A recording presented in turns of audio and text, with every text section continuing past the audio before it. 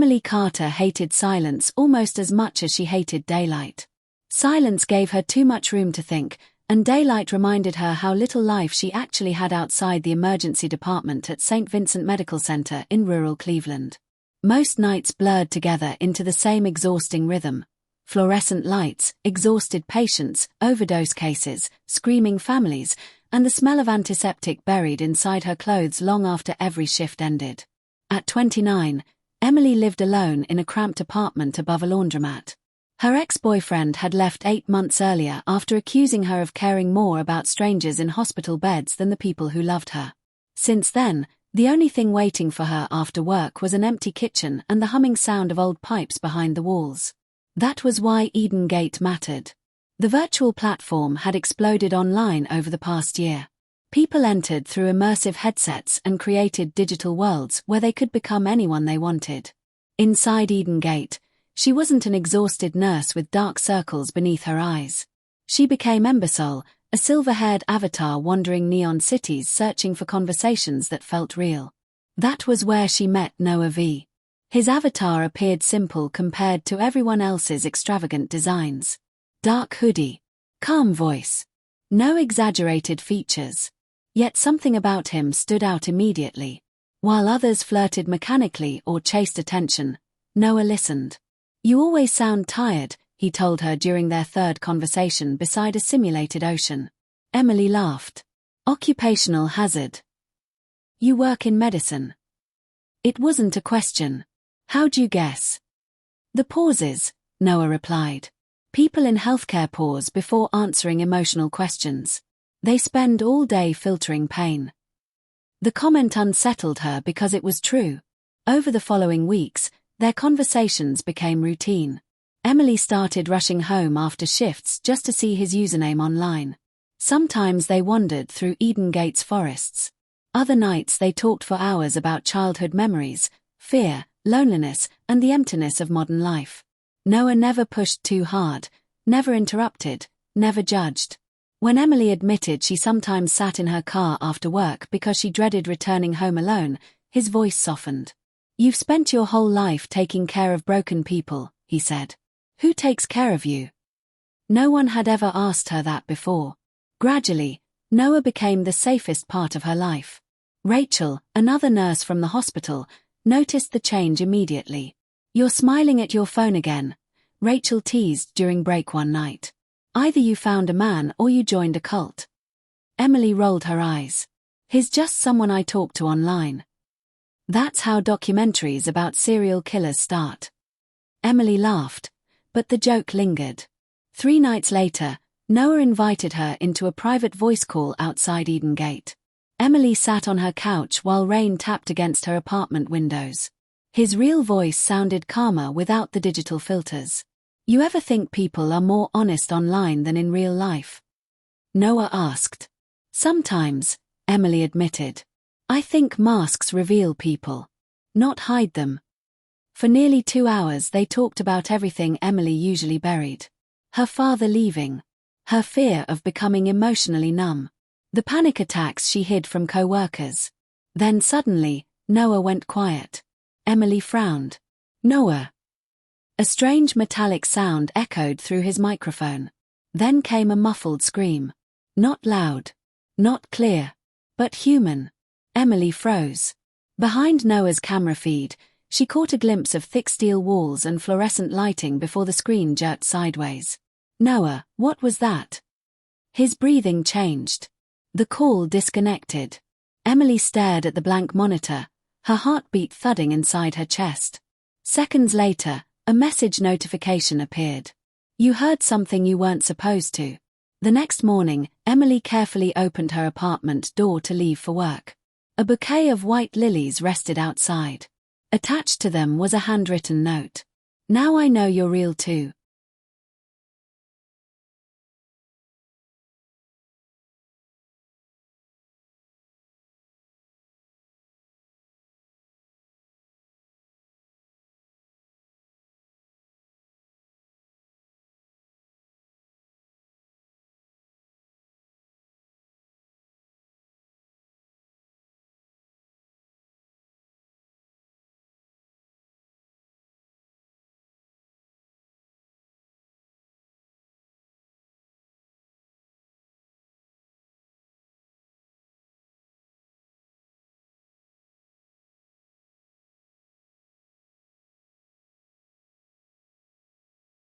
Emily barely slept after the flowers appeared outside her apartment.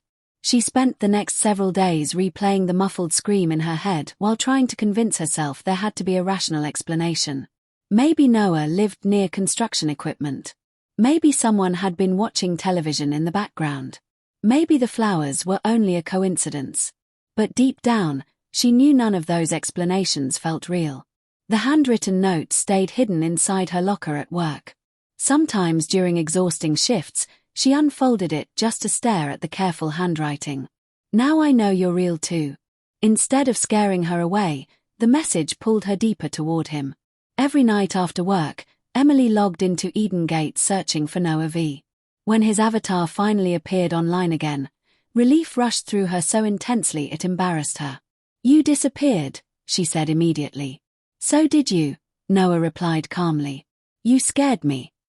There was a long silence before he answered. "I told you there are things you shouldn't hear." Emily expected anger from herself, maybe even fear. Instead she felt curiosity. "Who are you really?" Noah avoided the question. Instead, he asked about her shift, whether she had eaten dinner, whether her migraines had returned. He remembered tiny details she barely remembered telling him herself. That attention became addictive. Weeks passed, and Noah slowly inserted himself into every part of her routine. He encouraged her to stop spending time with co-workers because they drained her energy. He insisted she message him the moment she got home each morning. If she logged into Eden Gate late, his tone changed subtly. "You disappeared for 43 minutes.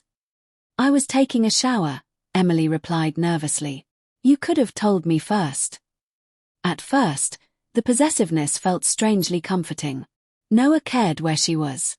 Noah noticed when she vanished. Nobody else ever had. Rachel certainly noticed the difference. One night during break, Rachel sat beside Emily in the hospital cafeteria while rain hammered against the windows outside. "You look exhausted," Rachel said. "Are you even sleeping anymore?" "I'm fine." "You're jumpy all the time now." Emily shrugged without looking up from her phone. Rachel lowered her voice. "Is this about that online guy?" Emily stiffened immediately. "He's not just some guy.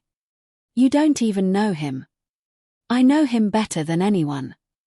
Rachel sighed. "Emily, people online pretend to be whoever they want. Noah doesn't." "How can you possibly know that?" "Because he understands me," Emily thought. "Because he listens." But she said nothing. That night, Noah sounded irritated when she mentioned Rachel's concerns. "She doesn't want you happy," he murmured. "That's not true." "Then why does she keep trying to pull you away from me?" The question lingered in Emily's head long after the call ended. Days later, Noah finally sent a message Emily had been waiting for. "I'm ready to meet you." Her heart pounded as she opened the attached map coordinates. The location sat nearly 2 hours outside Cleveland, deep within isolated woodland far from any main roads. Emily hesitated only briefly before replying. "When?" Noah answered instantly. "Tomorrow night." Then another message appeared beneath it. "If you trust me, come alone." The drive through the forest felt endless. Trees crowded both sides of the narrow road while fog rolled across the pavement in pale waves. Emily kept checking her phone signal, watching the bars disappear one by one. Eventually she reached a rusted security gate hanging partially open beside a crumbling concrete structure hidden beneath overgrown vines. It looked abandoned. Emily stepped from her car slowly, cold air biting against her skin. Somewhere in the distance, metal clanged softly beneath the ground. A heavy steel door waited near the entrance ramp leading underground. Beside it, a keypad glowed faintly. Before Emily could react, the door buzzed open by itself. Her pulse quickened. Inside, stale air and darkness swallowed her immediately. Flickering fluorescent lights illuminated long hallways lined with cables, shattered glass, and ancient computer equipment coated in dust. "Hello," she called shakily. No answer came. Then she entered the main control room. And froze. Dozens of computer monitors flickered across the walls. Every screen displayed live camera footage from inside her apartment continuously. Emily stumbled backward so quickly she nearly fell over a broken chair. Every monitor showed her apartment from different angles. Her bedroom. Her kitchen. The hallway outside her door. One screen displayed footage of her sleeping beneath dim morning light. Another showed her crying at the kitchen counter after a brutal hospital shift weeks earlier. Dozens of versions of her life played simultaneously across the walls. Her stomach twisted violently. What the hell is this? No answer came. Emily turned and ran. Her footsteps echoed through the underground corridors as panic swallowed every coherent thought in her mind. She reached the stairwell leading back toward the surface and shoved against the heavy steel exit door.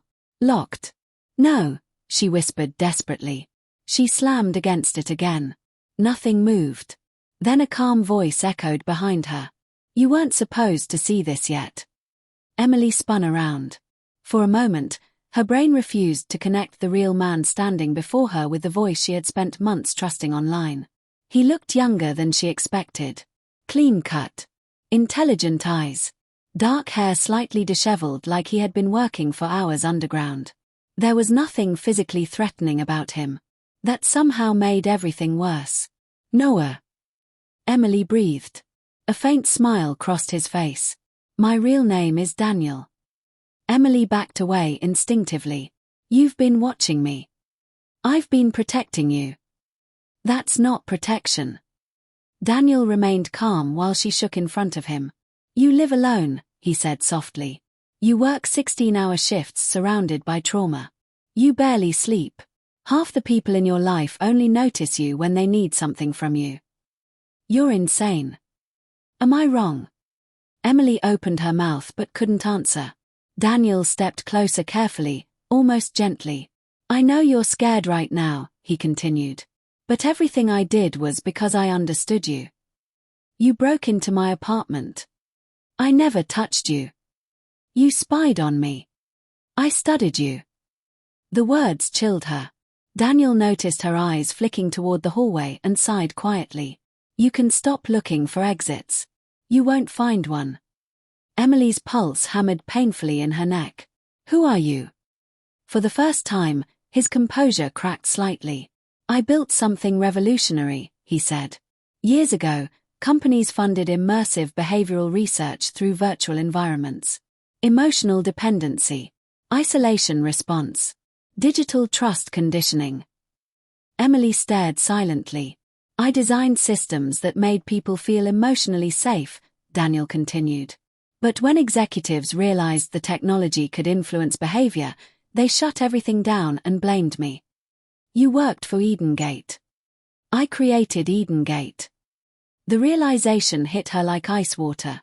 Daniel walked slowly through the control room while old monitors flickered around him. The world destroys people, he said quietly. Relationships fail because nobody truly listens anymore. People abandon each other the second things become difficult. But isolation changes human attachment. Remove distractions, remove outside poison, and love becomes permanent. Emily felt sick listening to him. You kidnapped women. Daniel's expression hardened instantly. No. I saved them. You're watching me like some experiment. You came here willingly. That doesn't mean. You trusted me, he interrupted softly. Because I understood you better than anyone ever has. Emily's breathing became uneven. Part of her hated how true that felt. Daniel approached one of the monitors and paused footage showing Emily sitting alone in her car outside the hospital weeks earlier. You stayed there for 47 minutes, he said. You were crying because a 12-year-old overdose victim died during your shift. Nobody checked on you afterward. Emily froze. How do you know that? Because I pay attention. Her fear slowly mixed with something far more dangerous, emotional confusion. Daniel knew things nobody else noticed. Tiny details. Hidden pain she spent years burying beneath exhaustion and routine. That doesn't justify this, she whispered. I know. For the first time, genuine sadness crossed his face. Then he looked directly at her. You can stay here willingly, he said. Or you can leave and destroy everything we built together. Emily stared at him in disbelief. You think this is love? I think this is honesty. Noah wasn't real. He was the realist version of me. Emily shook her head and stepped backward. I'm leaving. Pain flickered across Daniel's face like a wounded child hearing rejection. You don't mean that. Yes, I do. You're afraid. Of you. For several seconds, silence filled the underground room. Then Daniel reached into his jacket slowly. Emily turned to run. A sharp pain struck her neck. She gasped and stumbled forward as the syringe fell from her skin. No, she whispered weakly. Daniel caught her before she hit the floor. I'm sorry, he murmured softly against her hair. But people always leave when given too much freedom. The room tilted violently around her. Lights blurred into pale streaks. Her limbs became unbearably heavy. The last thing Emily saw before darkness consumed her was Daniel carrying her deeper underground. When she finally opened her eyes again, everything was silent. Terrifyingly silent. She sat upright suddenly, panic exploding through her chest. Glass walls surrounded her. A small bed rested against one side of the room. Metal vents lined the ceiling. Fluorescent lights buzzed overhead. Emily screamed and slammed both fists against the transparent wall. No sound escaped. The silence broke Emily first. Not the fear. Not the hunger. Not even the realization that nobody knew where she was. It was the silence. Inside the glass chamber, every scream died before reaching the outside world. The walls swallowed sound completely, leaving only the vibration of her own panic trapped inside her skull. During the first few days, Emily held herself against the transparent panels until bruises spread across her arms and shoulders like dark fingerprints. She screamed until blood coated her throat raw. Nobody came. The room itself remained painfully simple. A narrow bed bolted to the floor. A stainless steel toilet hidden behind a partial divider. Dim fluorescent lighting embedded in the ceiling. No windows. No clocks. No sense of time. Only cameras. Emily eventually noticed them hidden behind black domes in each corner. Daniel watched constantly. Meals arrived through a sealed compartment in the wall at irregular intervals, making it impossible to track days accurately. Sometimes the lights remained bright for endless hours. Other times darkness consumed the chamber completely while low mechanical humming vibrated through the walls. Daniel controlled everything. At first, he spoke through hidden speakers several times a day. You need to eat, Emily. You haven't slept. You're hurting yourself again. His calm voice made her hate him even more. Whenever he entered the chamber, he wore the same controlled expression, carrying food trays or medical supplies while acting like a concerned partner instead of a captor. Emily attacked him the first time the door opened. She swung a metal tray at his head with every ounce of strength left in her body. Daniel blocked the blow easily before restraining her wrists against the floor. I don't want to hurt you, he whispered. Emily spat directly into his face. For several seconds, Daniel simply stared at her. Not angry. Almost disappointed. Then he left. The lights shut off immediately afterward. Complete darkness swallowed the chamber. At first Emily screamed threats into the void. Then she begged. Then she cried so hard her chest cramped painfully. Without light, sound, or human contact, time dissolved into madness. She slept curled against the floor because she could no longer tell whether her eyes were open or closed. When the lights finally returned, Daniel stood silently outside the glass holding fresh clothes and food. That's what resistance feels like, he said softly. From then on, the conditioning became systematic. Obedience brought rewards. Softer lighting. Music through hidden speakers. Warm meals. Brief conversations. Defiance brought deprivation. If Emily refused food, freezing air blasted through the vents for hours. If she ignored Daniel, the chamber remained silent and dark until panic attacks left her shaking uncontrollably. The worst part was how quickly her mind adapted. After what felt like weeks underground, Emily caught herself waiting for Daniel's footsteps. Waiting for his voice. Waiting for any sign of human presence inside the endless isolation. That realization terrified her more than the chamber itself. To maintain sanity, Emily began carving tiny tally marks beneath the bed frame using a loose metal screw she found near the vent cover. One line for each day. At least she thought they were days. Eventually the marks blurred together. Sleep deprivation and shifting light cycles distorted everything. Sometimes she woke convinced only hours had passed before realizing entire rows of scratches covered the floor. Then came the noises. Very faint at first. Scratch. Scratch. Scratch. Emily froze the first time she heard it through the wall beside her bed. The sound came late during the artificial night cycle while the chamber lights remained dim. She pressed her ear carefully against the cold glass and listened. Another scratch answered. Not pipes. Not machinery. Someone else. The realization sent adrenaline surging through her exhausted body. Over the following days, Emily started hearing other things too. Soft impacts. Distant movement. Once, what sounded like muffled sobbing far beyond the walls. Daniel denied everything whenever she asked. "You're isolated," he explained calmly through the speaker system. "The brain creates patterns when deprived of stimulation." But Emily knew better. She was not alone underground. One night, after another brutal period of darkness and silence punishment, Emily lay curled beneath the thin blanket staring blankly at the ceiling vent above her. Then a weak sound drifted downward. A woman's voice. Barely audible. Barely human. "Hello." Emily bolted upright instantly. Silence followed. Then the voice returned, trembling and broken. "Don't let him make you forget your name." Emily barely slept after hearing the voice. The next artificial night cycle, she sat beneath the ceiling vent waiting in complete darkness, her pulse jumping every time pipes groaned somewhere inside the underground structure. Finally, a faint whisper drifted downward. "You still there?" Emily moved closer immediately. "Yes." A shaky breath answered her. "Oh God. I thought he moved you. Who are you?" Silence lingered for several seconds before the woman finally replied. "My name is Lena." The name meant nothing to Emily at first. But over the following days, the tiny vent above her bed became their lifeline. They spoke in whispers whenever the cameras dimmed during scheduled nighttime cycles. Lena had been underground for years. Before Eden Gate, she had been a small online streamer living alone in Phoenix. Daniel found her during live-stream chats after a public breakup pushed her into depression and heavy drinking.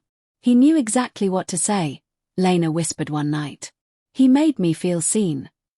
Just like Emily, Lena eventually traveled to meet Daniel believing she was escaping loneliness. Instead, she vanished without explanation 3 years earlier. "Nobody came looking long enough," Lena murmured bitterly. Emily pressed her forehead against the cold vent grate. "How many others are here?" "I don't know anymore." Lena explained Daniel's routines carefully. Some women stayed only months before disappearing. Others adapted completely, obeying him with frightening devotion after prolonged isolation. "He breaks people slowly," Lena said. "Not with violence at first. With dependency." Emily already understood that part. Daniel still visited daily, speaking gently while monitoring her emotional reactions with disturbing precision. He asked about her nightmares, her appetite, her memories. Sometimes he simply sat outside the chamber for hours talking about Eden Gate like it was a beautiful dream corrupted by outsiders. "The world humiliates vulnerable people," he told her one evening while adjusting controls beside the glass wall. "Online, everyone lies to survive. I wanted to create honesty. You spy on women and lock them underground. I preserve connection." Emily forced herself not to react emotionally anymore. That was when survival instinct finally replaced panic. Instead of screaming at Daniel, she began listening, asking questions, pretending curiosity. Whenever he entered the chamber, she softened her tone slightly. The change affected him immediately. "You're calmer today," Daniel observed carefully. "I'm tired of fighting." For the first time since her capture, genuine hope flickered across his face. Lena warned her constantly through the vent. "Don't trust yourself around him," she whispered. "That's how he gets inside your head." But Emily already understood the danger. Daniel wasn't monstrous all the time. That was what made him terrifying. He remembered tiny details about her life. He noticed when she shivered from cold air. He brought books after she mentioned missing them once.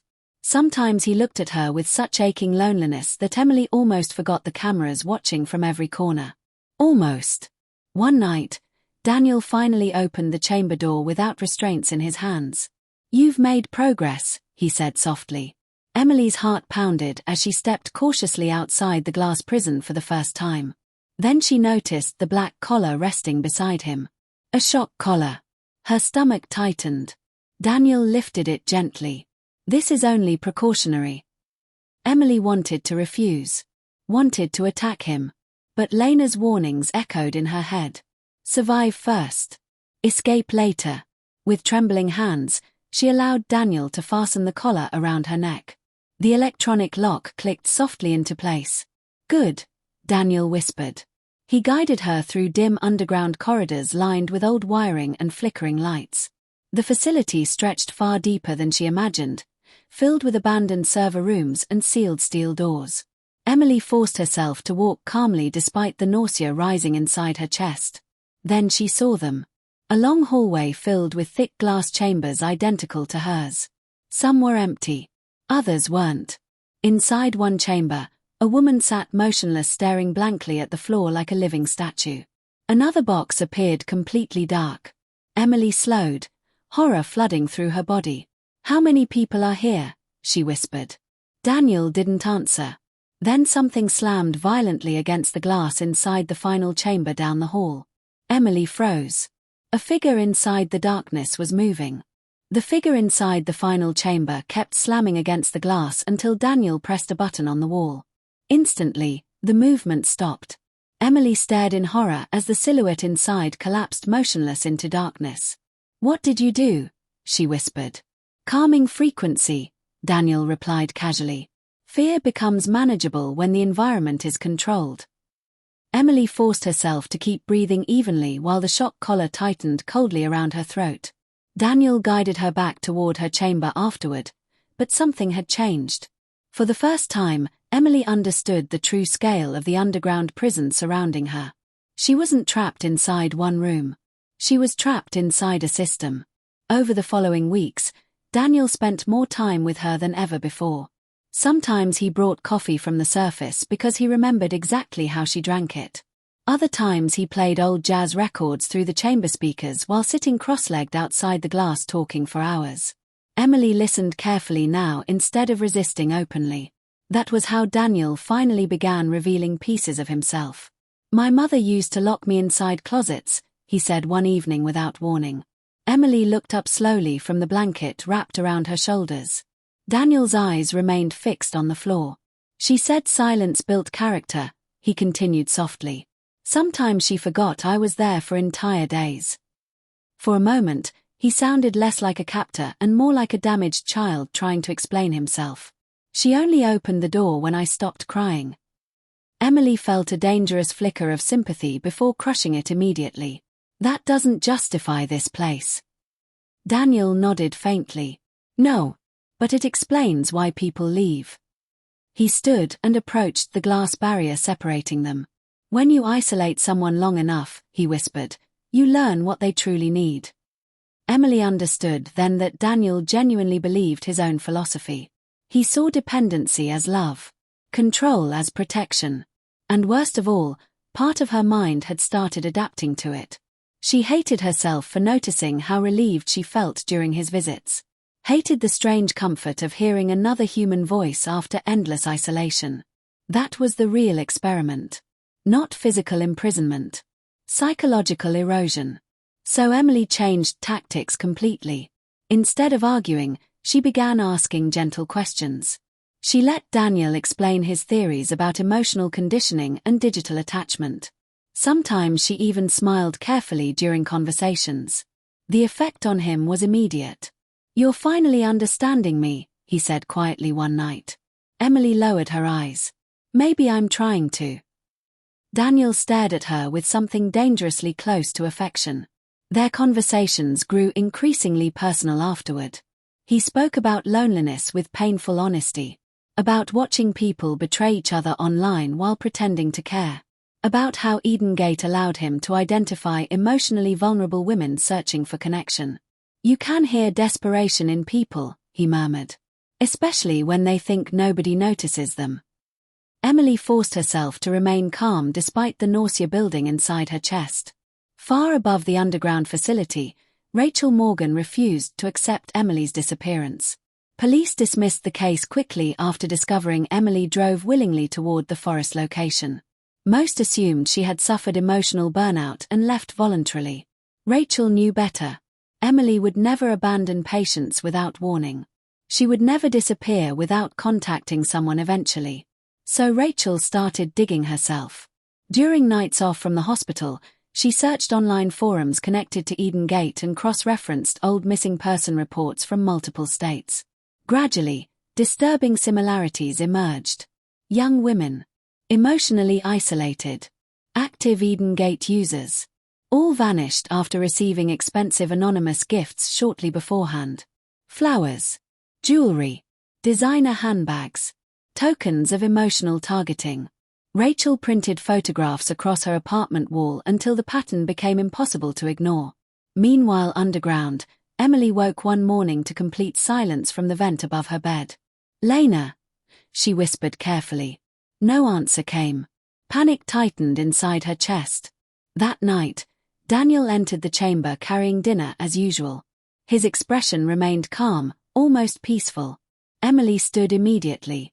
"Where is she?" Daniel paused. "Who?" "You know who." For several seconds, neither spoke. Then Daniel set the tray down carefully beside the bed.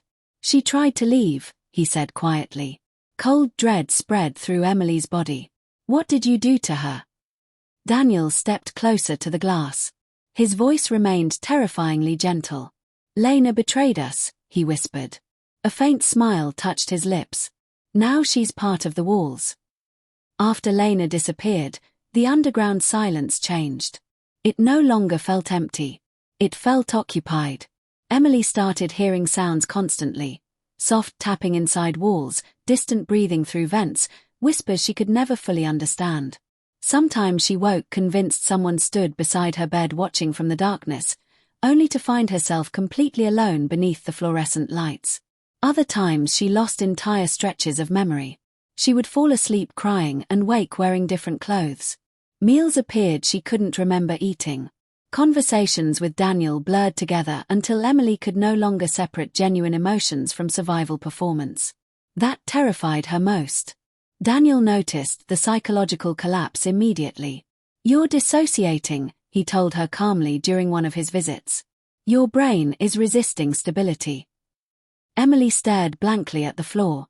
"Lena is dead, isn't she?" Daniel crouched beside the glass wall carefully. "She chose fear over connection." "That's not an answer." "No," he admitted softly. "It's mercy." Emily stopped asking afterward. A week later, Daniel introduced something new. A VR headset. "You loved Eden Gate once," he said while unlocking her chamber. "I want you to remember why." Emily wanted to refuse, but the need for stimulation after endless isolation overwhelmed her caution. The moment the headset powered on, the underground prison vanished completely. Suddenly she stood inside a beautiful digital house overlooking an endless ocean at sunset. Warm light spilled through windows. Music played softly somewhere nearby. The air smelled like rain and pine trees. And Daniel stood beside her smiling. Not Daniel the captor. Noah. The version of him she once trusted. "We can stay here for hours," he said gently. At first Emily resisted emotionally. But as the sessions continued, the virtual world became dangerously comforting compared to the sterile nightmare underground. Inside Eden Gate, there were no cameras visible. No glass walls. No shock collar around her throat. Sometimes they cooked digital meals together inside the simulation. Other nights they sat on the balcony discussing imaginary future plans like a normal couple. Daniel called it emotional rehabilitation. Emily recognized it for what it truly was: conditioning. Yet part of her still craved those sessions desperately. That realization hollowed something inside her. Meanwhile, above ground, Rachel's investigation finally led somewhere real. After weeks searching through old corporate records tied to Eden Gate, She tracked down Daniel's former business partner, Marcus Vale, living under a false name in Detroit. Marcus looked terrified the moment Rachel mentioned Daniel Mercer. "I told the authorities years ago he was unstable," Marcus muttered nervously inside a nearly empty bar. "Nobody listened because his prototypes worked." "What prototypes?" Marcus swallowed hard. "Behavioral dependency systems. Isolation immersion environments. Daniel believed emotional attachment could be engineered if you controlled someone's reality completely." Rachel felt sick listening. "He pitched investors a concept called emotional prisons," Marcus continued quietly. "Private facilities where wealthy clients could psychologically reshape relationships through total environmental control." Rachel stared at him in disbelief. "You're saying he wanted to imprison people professionally?" "He wanted to perfect human attachment." Marcus finally slid a folded paper across the table. "After the company shut him down, Daniel disappeared with old military property blueprints connected to an abandoned underground communications facility outside Cleveland." Rachel unfolded the paper slowly. Coordinates. Back underground, Emily's sense of identity continued unraveling.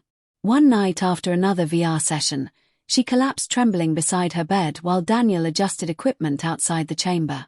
As she curled against the floor, her fingers brushed something carved beneath the metal bed frame. Tiny scratches. Emily leaned closer. Words. Dozens of them. Some barely visible beneath years of damage. "He watches when you cry. Don't trust the quiet. He changes the lights to break you." Then one final sentence carved deeper than the others. "He needs you to love him." Emily stared at the message for a long time. That was the truth underneath everything. Daniel didn't just want obedience. He wanted devotion. Days later, during another emotional conversation inside Eden Gate, Emily finally used that weakness against him. She cried intentionally while describing how alone she felt underground, allowing genuine exhaustion to crack through her voice. Daniel immediately embraced her avatar. "I'm trying to help you," he whispered desperately. Emily pretended to break completely, clinging to him while sobbing against his chest. In the real world, Daniel removed his security keycard carelessly while comforting her inside the chamber. And for the first time since her capture, Emily secretly slipped it into her sleeve unnoticed. Emily hid the stolen keycard beneath the thin mattress for 3 days before daring to use it. Every moment felt dangerous. Daniel remained unusually affectionate after what he believed was her emotional breakdown. He extended their Eden Gate sessions longer each night, building an increasingly elaborate fantasy life around them. Inside the virtual world, he created a beautiful oceanside chapel glowing beneath artificial stars.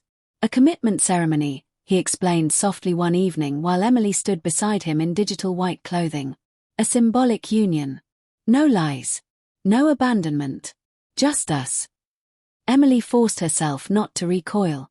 Daniel's obsession had evolved beyond control. He wanted permanence.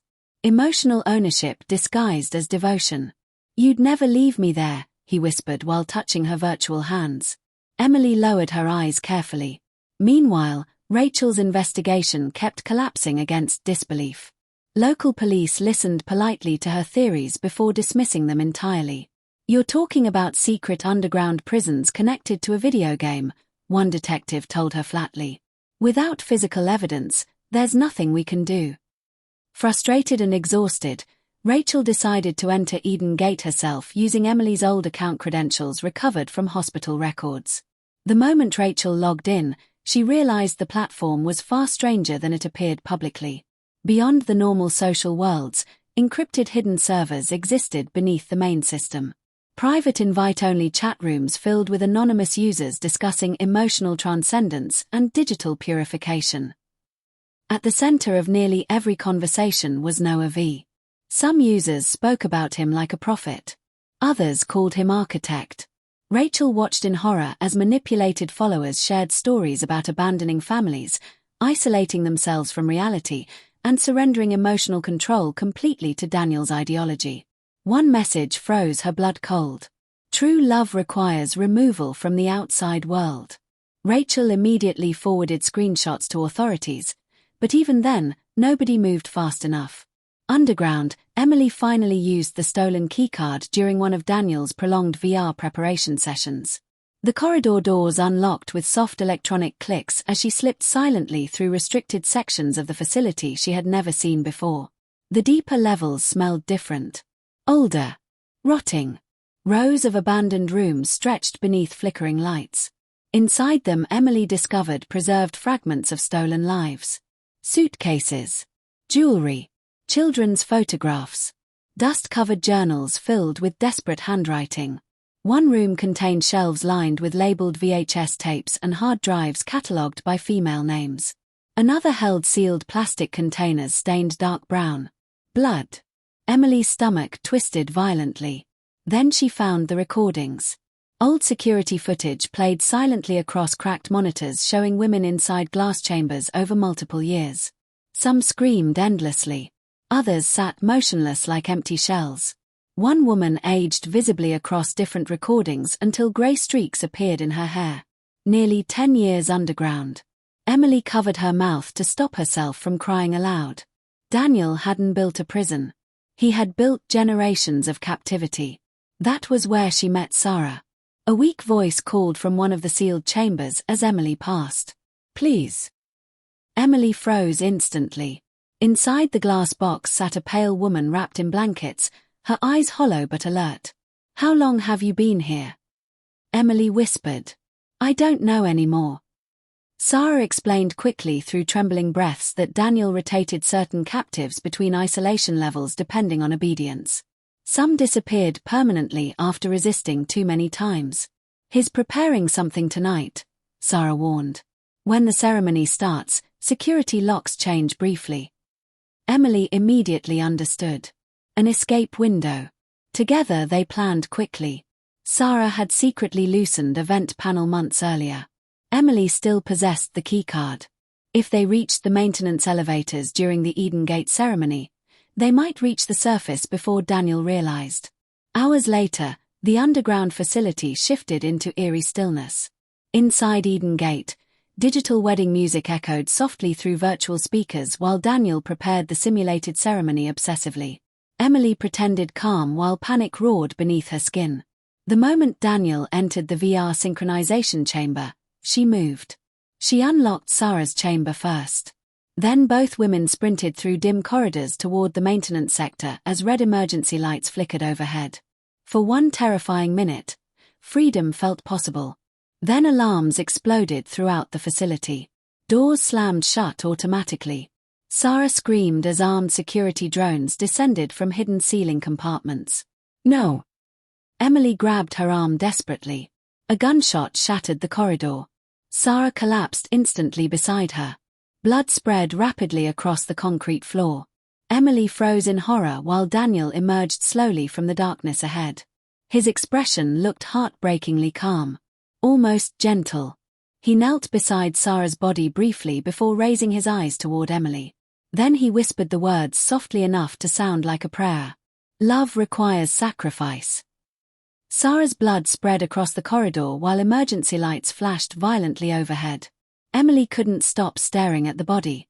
Only minutes earlier, Sarah had been whispering escape plans beside her. Now her eyes remained frozen open against the concrete floor as alarms echoed through the underground maze. Something inside Emily finally broke. Not fear. Not survival instinct. Hatred. Pure hatred. "You murdered her," Emily whispered. Daniel stood motionless beneath the red emergency lights. For the first time since Emily met him, his calm mask looked unstable. His breathing had become uneven. His eyes darted constantly toward the surveillance cameras lining the corridor. "She forced my hand. She was trying to live. She betrayed us. There is no us." The words hit him visibly. Daniel flinched like she had struck him physically. For several seconds, neither moved. Then Daniel grabbed Emily violently by the arm and dragged her back through the facility. Gone was the gentle voice, the controlled philosopher pretending to protect broken people. This version of Daniel looked terrified. "You ruined everything," he muttered repeatedly. "You made me lose control." Emily fought him the entire way. "You're a monster. I loved you. You loved owning me." Daniel shoved her inside the VR synchronization chamber so hard she collapsed against the floor. Equipment blinked frantically around them while distant alarms continued screaming through the underground complex. Then Emily noticed something new displayed across several monitors. Live stream windows. Anonymous chat rooms. Cryptocurrency transfers updating in real time. Dozens of hidden viewers had been watching the facility remotely. Watching everything. Sarah's death. Emily's breakdowns. Years of suffering streamed as entertainment disguised beneath labels like behavioral immersion research and emotional conditioning analysis. Some users even placed bets. Emily felt physically sick. "You sold us," she whispered. Daniel's face twisted with anger and shame simultaneously. "They funded the project. You tortured women for money." "No," he snapped suddenly. "They wanted data. I wanted connection." His voice cracked apart halfway through the sentence. For the first time, Emily saw the truth clearly. Daniel no longer controlled the nightmare he created. The facility, the viewers, the experiments, everything had evolved beyond obsession into an empire built from psychological destruction. Above ground, Rachel finally forced authorities to act. Using energy consumption reports linked to the abandoned military property Marcus identified, she convinced a small police tactical unit to investigate beneath the forest. The entrance bunker appeared deserted when they arrived. But underground power signatures told a different story. Rachel descended beside armed officers through narrow concrete stairwells while stale air drifted upward from below. The deeper they moved, the worse the facility became. Rows of sealed soundproof chambers stretched endlessly beneath flickering lights. Some contained restraints. Others still held personal belongings left behind by victims long gone. Officers discovered decayed bedding, medical equipment, and hidden recording systems buried throughout the maze-like corridors. One room contained shelves of videotapes labeled with women's names and dates spanning nearly a decade. Another contained bone fragments. Rachel covered her mouth in horror. "Oh my God!" Back inside the synchronization chamber, Daniel's emotional collapse accelerated rapidly. He paced frantically while activating Eden Gate's final simulation environment around Emily. "If the police find this place, they'll destroy everything," he muttered. "They should. They'll turn you against me completely. I already am." Daniel suddenly grabbed her face with trembling hands. "You don't understand," he whispered desperately. "The real world always leaves people eventually. Always. But inside Eden Gate, nobody has to disappear." Emily stared at him with complete disgust. "You're afraid of being alone." The words shattered something inside him. Tears filled Daniel's eyes instantly. Then rage followed. He forced the VR headset onto Emily violently as digital systems powered around them. The virtual world loaded instantly. Emily found herself standing inside the simulated oceanside house again, while storm clouds rolled across the artificial sky overhead. Daniel appeared beside her, no longer calm or composed. "If the world takes you from me," he whispered shakily, "I'll trap you somewhere forever." Suddenly every light inside the simulation flickered violently. Far away in the real underground corridors, Rachel paused suddenly beside a steel wall. A faint sound echoed behind it. Banging. Weak. Human. "Wait," Rachel whispered. The officers stopped moving. Then the entire underground facility lost power. Darkness swallowed the underground facility for 3 full seconds. Then emergency generators kicked in. Red backup lights flooded the corridors while warning sirens screamed through the concrete maze. Somewhere deep beneath the forest, massive metal doors slammed shut automatically one after another. Rachel grabbed the nearest officer instinctively. "What's happening?" The answer came through distorted speakers overhead. "Containment protocol initiated." A second mechanical voice followed immediately afterward. "Structural collapse sequence armed." Rachel's blood ran cold. "He's trying to destroy the facility." The tactical team split instantly, officers rushing through separate hallways searching for survivors before the underground complex sealed itself permanently. Some forced open chamber doors while others documented evidence rooms filled with recordings, restraints, and human remains hidden for years beneath the earth. Everywhere they looked, Lives had been erased carefully. Meanwhile, inside the VR synchronization chamber, Emily tore the headset from her face as sparks erupted across nearby control panels. Daniel barely reacted. He sat motionless before dozens of flickering monitors displaying collapsing system diagnostics while the entire facility trembled around them. "You activated self-destruct," Emily whispered. Daniel looked exhausted suddenly. "Not dangerous. Not brilliant. Just hollow. They'll turn this place into headlines," he murmured. "They'll reduce everything to monsters and victims because that's easier than understanding loneliness." Emily backed toward the exit cautiously. "You murdered people." "I saved people from abandonment." "You buried them alive." Daniel stood abruptly. "And the outside world buries people emotionally every single day." His scream echoed violently through the chamber. For a moment, silence followed except for the distant groaning of stressed metal deep within the underground structure. Then Daniel's voice softened again. Painfully gentle. "Emily, please." Something twisted inside her chest hearing him say her name that way. Months of isolation and conditioning had damaged her more deeply than she wanted to admit. Part of her still remembered the calm voice beside the virtual ocean. The man who listened when nobody else did. Daniel stepped closer slowly. "What we had was real," he whispered. "Even now, you know that." Emily hated herself because a small part of her hesitated. Not because she forgave him. Because trauma had tangled itself around memory until love and fear no longer felt completely separate. The chamber shook violently again. Dust rained from the ceiling. Daniel reached toward her carefully. "We can leave together," he said desperately. "There are other facilities. Other servers. Eden Gate still exists outside this place." Emily stared at him in horror. "You'd do this all over again." "No," he whispered immediately. "Only with you." Suddenly nearby monitors activated automatically one after another. Video files. Dozens of them. Women appeared across the screen speaking directly into cameras from inside glass chambers. Some cried uncontrollably. Others looked emotionally numb. One woman begged someone named Claire to stop searching for her. Another repeated the same sentence over and over like psychological conditioning had shattered her identity completely. Then the recordings changed. Screaming filled the room. Raw. Animalistic. Final moments captured as entertainment for anonymous viewers online.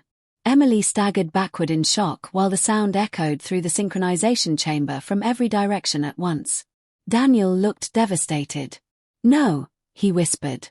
"Those files weren't supposed to open." But Emily finally understood the truth completely.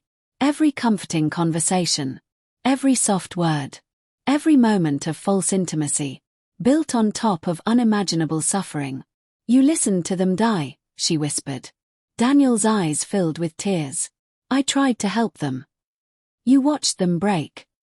The underground facility shuddered violently again as explosions echoed somewhere far below. Fire alarms activated instantly. Daniel stepped toward her desperately. "Emily, don't leave me here." For the first time since her capture, she saw genuine terror in his face. Not fear of prison. Fear of abandonment. Daniel grabbed her wrist suddenly. Panic surged through Emily's body. They struggled violently beside the control station while sparks burst from overloaded equipment around them. Daniel tried pulling her closer while pleading frantically through tears. "I can change." "You can't." "I love you." "You don't know what love is." His grip tightened harder. Emily's hand struck the broken remains of shattered medical equipment scattered across the floor. A metal surgical tool. Without thinking, she drove it directly into Daniel's side. He gasped sharply and collapsed backward against the consoles. Emily froze in horror for half a second as blood spread across his shirt. Daniel stared up at her with wounded disbelief. Then the ceiling above them exploded inward. Flames erupted through the corridor outside the chamber.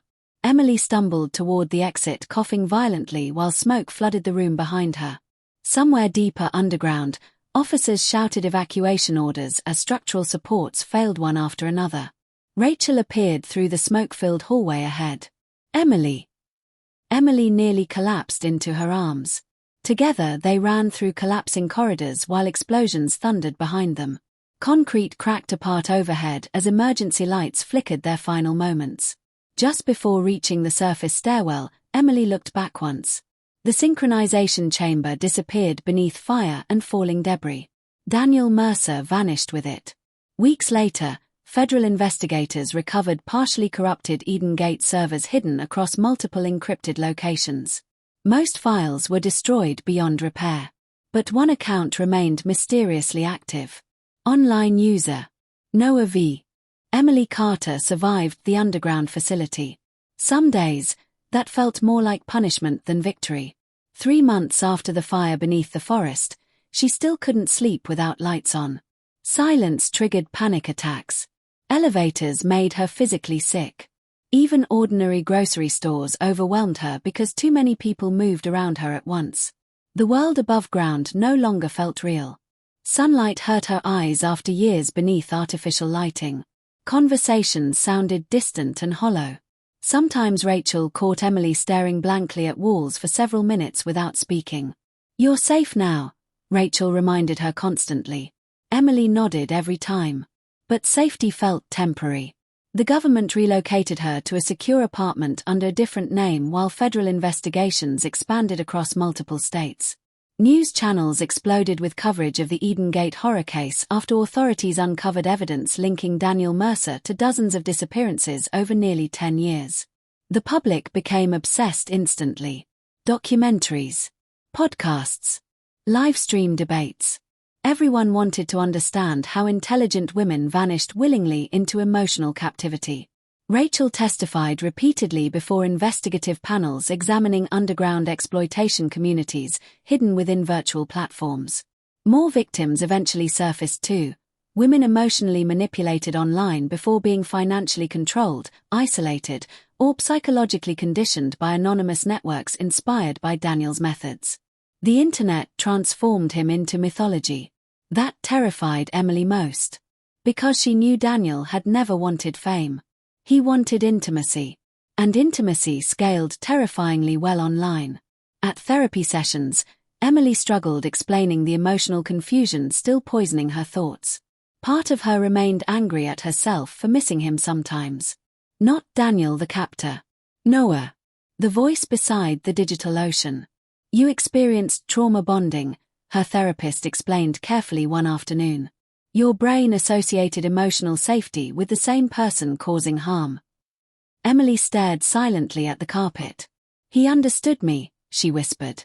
"That doesn't excuse what he did." "I know." But knowledge didn't untangle the damage. The nightmares worsened after investigators confirmed several victims never escaped the underground facility alive. Emily became consumed by guilt over Lena and Sarah specifically. Their faces followed her constantly. She had survived. They hadn't. Then strange things started happening. At first, Emily blamed paranoia. Her apartment television switched on randomly during the night. Her phone battery drained unusually fast. Music sometimes played softly through disconnected speakers inside empty rooms. Rachel assumed trauma made Emily hypervigilant. Until the messages began. Unknown accounts contacted Emily across encrypted apps despite her protected identity. Some messages included details nobody should know. "You still sleep facing the door. You stopped drinking coffee after the facility fire. You still scratch your wrists when anxious." Emily nearly vomited reading them. Federal investigators traced the accounts repeatedly, but every signal bounced through dead servers and abandoned networks linked to old Eden Gate infrastructure. Then came the therapy recording. During a private counseling session, Emily discussed Daniel for the first time in explicit detail while audio software recorded everything automatically for trauma review documentation. Halfway through playback, the therapist froze. A second male voice whispered faintly beneath Emily's conversation. Not background noise. Words. "I never stopped listening." Emily recognized the voice instantly. Noah. The recording equipment had not been connected to the internet during the session. After that, fear infected every part of her life again. Rachel moved into the apartment temporarily after Emily suffered a breakdown, convinced hidden cameras surrounded her. Together they inspected every device inside the building. Nothing appeared compromised. Yet the disturbances continued. Emily's smart television displayed static-filled Eden Gate login screens briefly before shutting off. Her apartment lights flickered whenever she discussed Daniel aloud.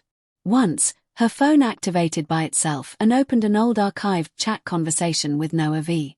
The final message still remained unread. Come back to Eden. Rachel finally contacted a federal cybercrime analyst named Victor Haynes, one of the few investigators studying Daniel's recovered servers directly. Victor looked exhausted before he even started explaining. Daniel Mercer wasn't just archiving user behavior, he said quietly across a secured video conference. He was building adaptive personality replication models. Emily frowned weakly. What does that mean? Victor hesitated. The servers contained experimental AI frameworks trained using years of surveillance footage, psychological profiling, voice recordings, and emotional interaction data.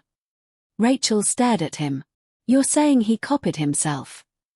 Not exactly. More like fragments. Victor swallowed hard. Behavioral prediction systems. Emotional response mapping. Conversation reconstruction. Emily suddenly remembered how carefully Daniel observed people. Every pause. Every fear. Every emotional vulnerability. He taught a machine how to become him, she whispered. Victor nodded grimly. And the system survived the facility fire. The room fell silent. According to recovered files, Daniel had secretly distributed portions of the AI architecture across hidden cloud servers months before the underground complex collapsed.